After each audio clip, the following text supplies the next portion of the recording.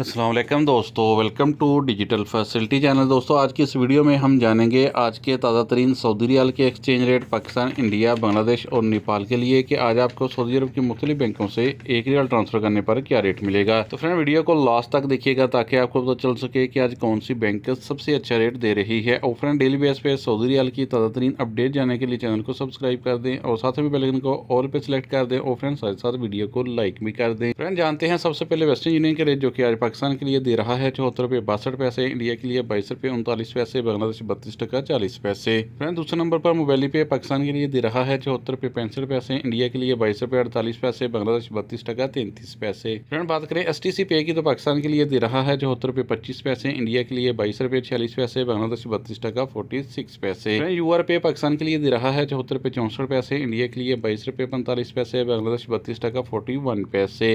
Friend अलराजी bank Pakistan के लिए दे रहा है 74 रुपये 60 पैसे, इंडिया के लिए 22 रुपये 48 पैसे, बांग्लादेश 32 टका 49 पैसे। इंजाज बैंक पाकिस्तान के लिए दे रहा है 74 रुपये 62 पैसे, इंडिया के लिए 22 रुपये 60 पैसे, बांग्लादेश 32 टका 53 पैसे।